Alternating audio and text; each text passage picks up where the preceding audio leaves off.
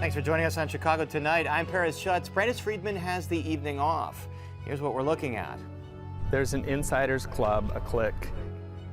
That includes Aurora Mayor Richard Irvin's girlfriend, whose business just got 10 grand in taxpayer money. Why state lawmakers are likely to miss their budget deadline. Bring back the hotel life again. Pullman residents push for the restoration of a 100-year-old hotel. We're live on the South Side. A new White House initiative targets homelessness in 5 urban areas, and that includes Chicago.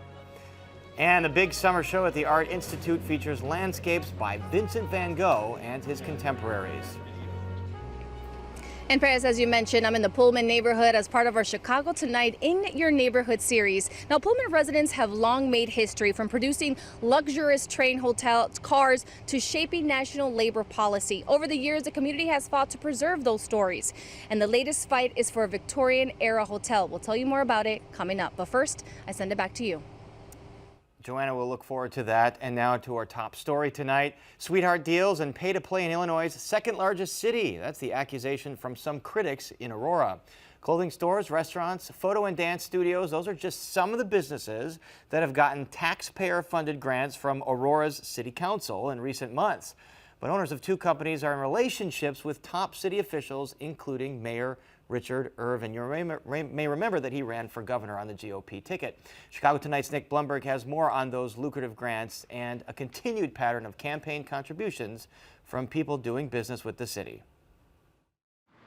Laura's Furniture sits in an ordinary strip mall on the east side of Aurora, Illinois' second most populous city. But its owner is hardly ordinary. Laura Ayala Clark has been described by multiple sources as Mayor Richard Irvin's girlfriend. They're frequently pictured together on her social media. Last year, the Chicago Tribune and Aurora Beacon News reported that Irvin showed up when Ayala Clark was arrested at a cannabis dispensary and said the matter would be taken care of. Last week, her furniture business was taken care of to the tune of $10,000 in a taxpayer-funded grant. It's fair, transparent, and equitable process. At last week's city council meeting, Irvin refused an interview request from WTTW News, but before the council voted on the grant program, he read a pointed statement. The council is very involved in the community on several different levels, and we have relations with many of the business owners and people throughout the city. And although we may have professional or personal connection to grantees, we don't vote on the process. Then, Irvin and several aldermen recused themselves from voting and left the room. 9 yes, 0 no. Thank you. As part of the same round of grants, the council also approved an additional $8,100 to the Aurora Business Center, on top of a $75,000 grant the company got last year. The business center is steps away from Aurora City Hall, and it's co-owned by Ram Karamuri, the husband of the city's $116,000 a year director of cyber and technology risk, Leela Karamuri. 2 of the other men who co-own the Aurora Business Center were previously involved in a consulting firm, quietly started by Mayor Richard Irvin and a lifelong friend of Irvin's, who's also the city's chief information officer. The 2 men who were once involved in Irvin's side business also have a D.C. area consulting company. When WTTW News called to ask if either was available, the person who answered the phone said nobody is here, that they didn't know how to get in touch with the men, then hung up. Reached by phone, Ram Karamuri, the husband of the top city employee, wouldn't comment on his business partners or whether his wife's job creates a conflict of interest. There's an insiders club, a clique, and if you're on the inside and you're part of that Team Irvin, you are going to get more lucrative deals. Newly elected Aurora Alderman John Lash is a longtime reform advocate. He says while he was out campaigning, the biggest fear he heard from residents was rising property taxes. While the rich and the people that donate are getting sweetheart deals, the rest of Aurora is paying for that. Some of the sweetheart deals Lash is referring to include city contracts, tax incentives, loans, and favorable legislation going to people and businesses that donate to Mayor Richard Irvin and his allies. It's a pattern WTTW News reported on last year during Irvin's failed run for governor. Lash says he plans to push for ethics reforms aimed at that practice. Anybody that wants in the public's pocket we shouldn't let those people donate to our elected officials and buy influence. Between November of last year and April of this year, a WTTW News analysis found more than half the donations to Irvin's campaign fund came from sources with ties to city business, more than $63,000. While the grants and donations don't appear to run afoul of the law, Lash and other critics say the apparent conflict of interest can erode public trust. Other states and municipalities have stricter guardrails around campaign donations. The federal government and nearly 24 states prohibit corporations from giving directly to politicians, including Wisconsin, Michigan, and Iowa. It's either somebody that has a personal connection with the mayor or it's somebody who is given generous campaign contributions. Aurora resident and Irvin critic Allie Brown's been digging into city council deals for her newsletter, Uncover Aurora. She says giving Irvin's girlfriend $10,000 for her business is unusually bold, but still part of a pattern. She hopes that shining more sunlight on the city council will cut down on conflicts of interest. I think it's important that people don't get discouraged if they come out in numbers and really start to participate and get engaged in policy and what's happening in our city. Things can actually change. For Chicago Tonight, I'm Nick Blumberg. The beat goes on for Mayor Irvin. WTTW News was unable to reach Laura Ayala Clark for comment. And we've got much more on our website about the taxpayer-funded deals and campaign contributions, including from the CEO of a company Irvin aided, a company that has reported ties to his billionaire supporter, Ken Griffin. And now to some more of today's top stories. The former clerk of Kane County was found dead at his Palatine office this morning. Kane County State's Attorney and sheriff's officials say Thomas Hartwell was found unresponsive by police conducting a wellness check. The immediate cause of death was not released. Sheriff's police were called to his office after his family reported him missing. Hartwell was reportedly indicted on felony theft and official misconduct charges back in April and under criminal investigation since 2021. An ex-Veterans Affairs supervisor in Chicago pleads guilty to an illegal kickback scheme. Thomas Duncan is a former supervisor at the VA in Chicago. Federal prosecutors allege he took thousands of dollars in kickbacks from a medical supply company in exchange for approving payments for products the hospital never received. Duncan worked in the Central Supply Department at the VA, which oversaw inventory and purchasing for the department. Prosecutors outlined that in a 2021 indictment. Duncan and Daniel Dingle both pled guilty and face up to 20 years in prison. More racial equity issues in Illinois' cannabis industry. 13 minority-owned firms have sued the Illinois Department of Agriculture, alleging the state is not enforcing laws allowing their cannabis transportation companies to operate. Specifically, they say the state is letting companies without transport licenses do the job anyway, taking away business from firms that legitimately do have the license. They are being allowed to transport their own goods. They have boxed us out of the transportation market for cannabis, and they were not supposed to be transporting their own goods. Former Chicago Tribune owner and real estate magnate Sam Zell has died. Zell ran the Tribune from 2007 as CEO and then eventually as chairman until 2012. His tenure there was marked by controversy and a bankruptcy filing. He was also a billionaire real estate tycoon whose investment portfolio ran the gamut from residential housing to cruise ships to media organizations. He was a Chicago native who grew up in Albany Park. Cause of death is unknown. Zell was 81 years old. Up next, will lawmakers meet their budget deadline? Amanda Vinicky with the latest from Springfield right after this. Chicago Tonight is made possible in part by Alexandra and John Nichols, the Jim and Kay Mabey family, the Polk Brothers Foundation, and the support of these donors.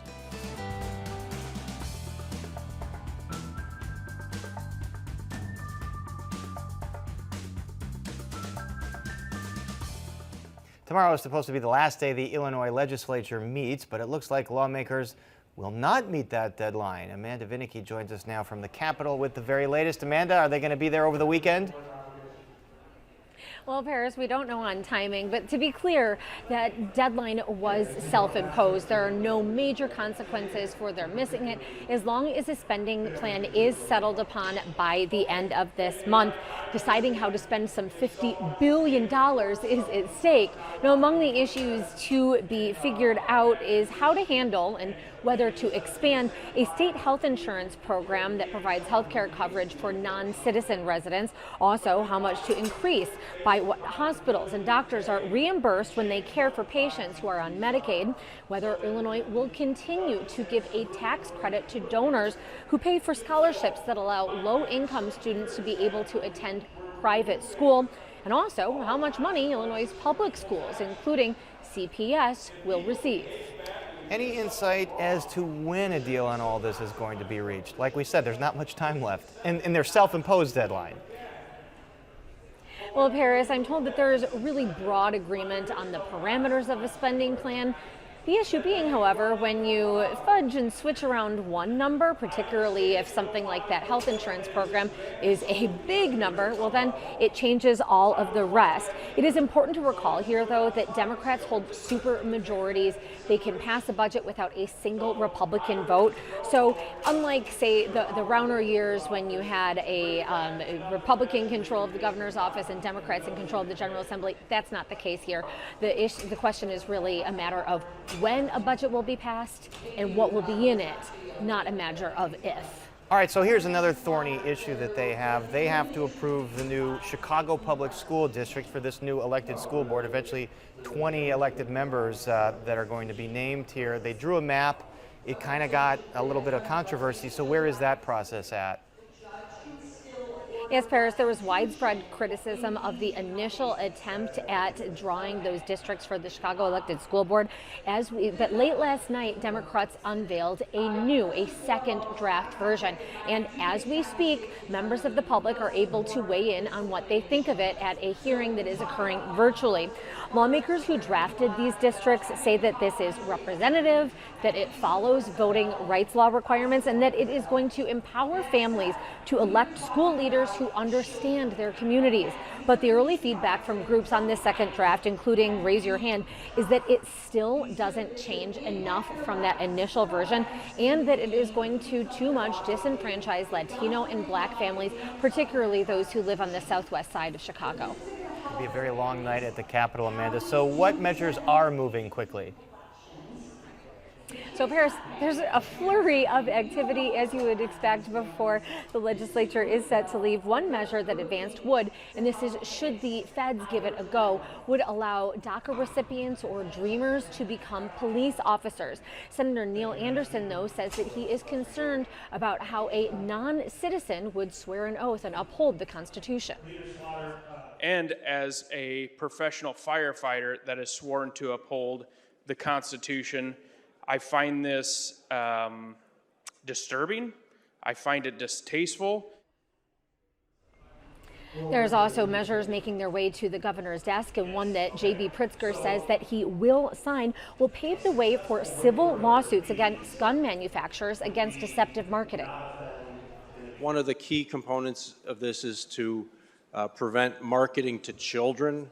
And if you think it is far-fetched, I'm looking at an ad from We Won Tactical with cartoon characters marketing the JR-15, the Junior 15, a rifle that looks like an AR-15.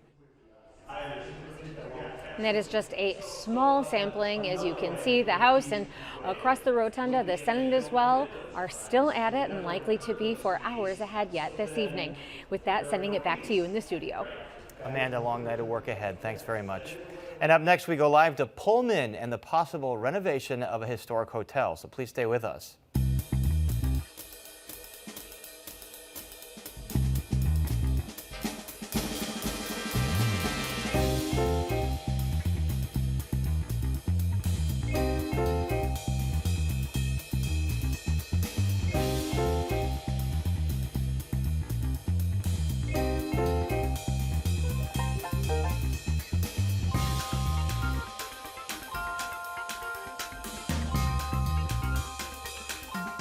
Did you know there's a notable old Victorian-style hotel right here in Chicago? For this week's edition of Chicago Tonight in Your Neighborhood, Joanna Hernandez and producer Blair Paddock spent time on the far south side in the Pullman community, which includes the Pullman National Historic Park. And it's where some residents hope a bill will help revive the Hotel Florence. Joanna joins us now from outside that hotel. Joanna. And Paris, I have to tell you, from the outside, the hotel is just breathtaking. It was built more than 100 years ago. Just take a look at it. The architecture is just quite beautiful. In 1881, it was a luxurious hotel where fancy parties took place and celebrities from all over the world stayed. The hotel has been closed for years, but community members are hoping a state bill can bring the hotel back to life. I used to shoe shine at the bar, and I got 15 cents a shine. And the customers used to give me a tip, and they used to buy me a glass of root beer pop and a bag of potato chips. If the walls could talk, is what 87-year-old El Gogh says when speaking about the historic Hotel Florence. A bunch of us guys used to walk around on the roof, and the house detective chased us off the roof, and we used to come down this fire escape. The lifelong Pullman resident grew up at the hotel. In the mid-40s, his mother was a head housekeeper. And I did read she was the first Latina and to the first work in the Latina, hotel. and her name is Elena Rodriguez Quiroz. Quiroz tells countless stories of the once thriving hotel. Decades later, he holds on to the hope of watching it operate once again.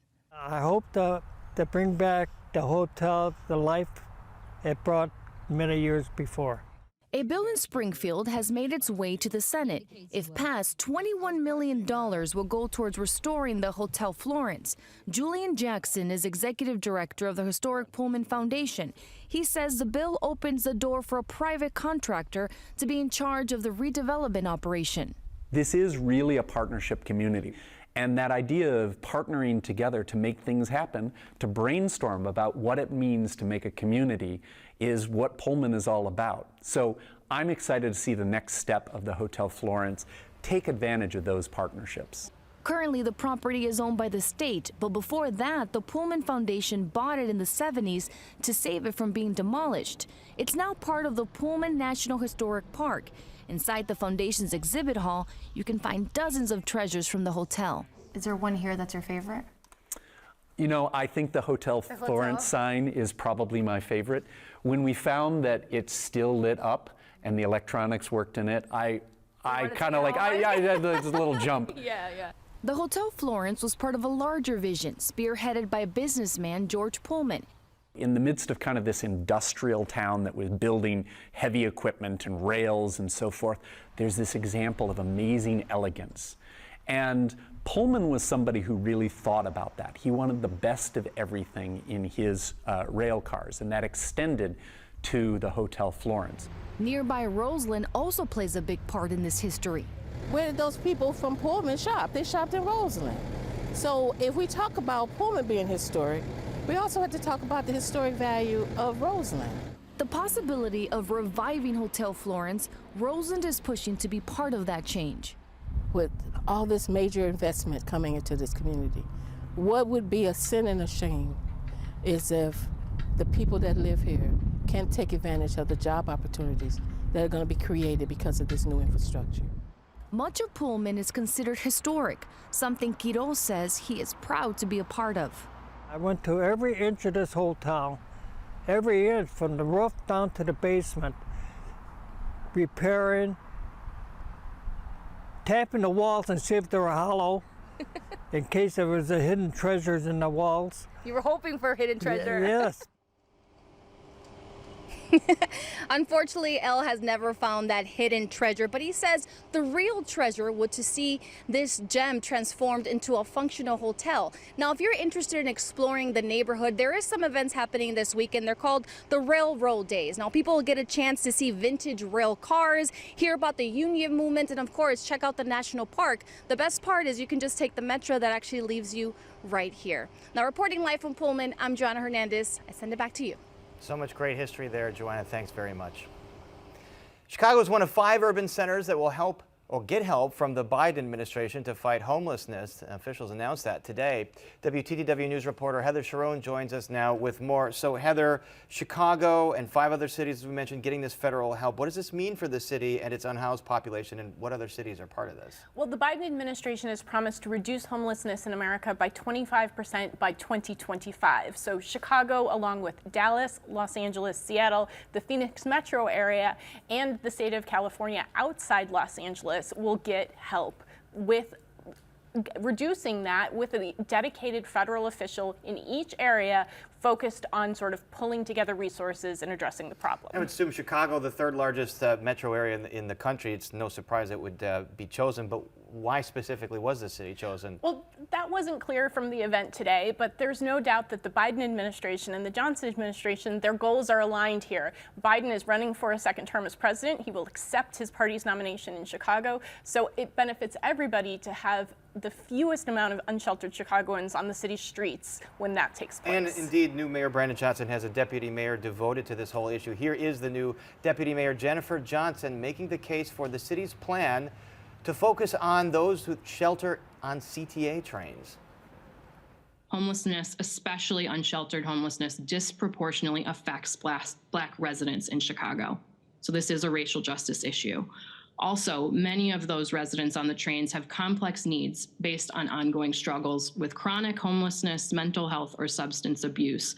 And these complex needs obviously engage and interact with their transient nature, making it very difficult to reach this vulnerable population. This vulnerable population, 65,000 unhoused in Chicago by many estimates. Heather, why this focus on those that are finding refuge on the CTA? Well, there's no doubt that the people seeking shelter on the trains became more visible during the COVID-19 pandemic when ridership dropped significantly on the CTA. So these are the people who need the most help and are at most at risk of suffering illnesses or even death, and that's why the city is focused on them. However, these programs will also target veterans who are returning to Chicago, as well as those leaving prison, jail, and those seeking shelter under highway overpasses. All right, much needed help here. Heather Sharon, thanks very much. Thanks, Paris. And read Heather's full story on our website, WTTW.com/news. Up next, inside the Art Institute's blockbuster summer exhibit. Where have we been? Where are we at?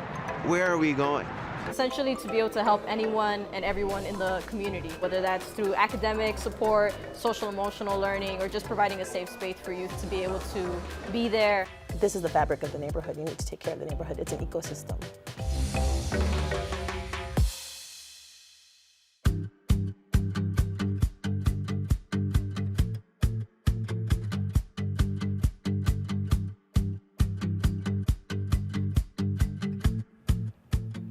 A sure sign that summer is on the way is the opening of the annual Blockbuster exhibit at the Art Institute of Chicago. This year the focus is on Vincent van Gogh and his contemporaries. Chicago Tonight visited in early preview to get a sense of Van Gogh on the go. Producer Mark Vitale has the story.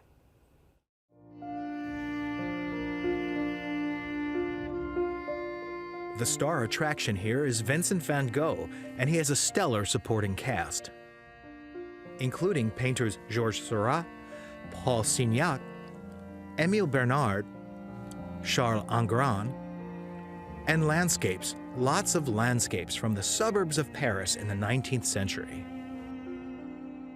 It's called Van Gogh and the Avant-Garde, the modern landscape. We toured the exhibition with one of the curators. The big idea of this show is that this period in Van Gogh's career, the 3 months that he spent in the northwestern suburbs of Paris, is in many ways the missing link in his artistic development. It was in these outskirts of Paris where there was the moment of leisure rubbing up against the moment of industry that he learned to see color by engaging with artists such as Georges Seurat, Paul Signac, Émile Bernard, and Charles Engrand. The changing landscape outside Paris provided a new visual vocabulary for the artists, including factories, trains, bridges, boats, and parks along the River Seine, even a fairground. These artists were young and ambitious, and they were looking for something new to stimulate their creativity. And so these landscapes, which were produced to a certain degree by the changes in Paris through the modernization of the city to make it what we know today.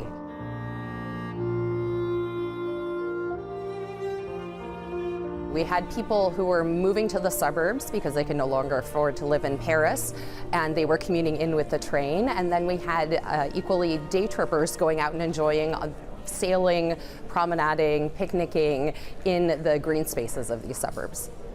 Perhaps the most famous example is A Sunday on Le Grand Jatte by Georges Seurat, which is in the museum but not the exhibition because it is never moved. There are studies of Le Grand Jatte in the show and similar canvases from other painters. This exhibition could not have taken place without the mutual influences between these artists. We know that some of them painted alongside each other in these suburbs. Others simply were in communication, visited each other's studios. And I think this exhibition demonstrates the power of creative exchange to really expand the definition of painting. They are taking painting beyond what the Impressionists have already done. They are seeking to create a very methodical approach to painting, as opposed to the fleeting impressions that their colleagues were seeking to capture. For Chicago Tonight, this is Mark Vitale. Look at those paintings all day. The exhibition was co-organized by the Van Gogh Museum in Amsterdam. Again, it's called Van Gogh and the Avant-Garde, the Modern Landscape. It just opened at the Art Institute and runs all summer through September 4th. And that is our show for this Thursday night. And for all of us here at Chicago Tonight, I'm Paris Schutz. Thanks for watching and enjoy this wonderful evening.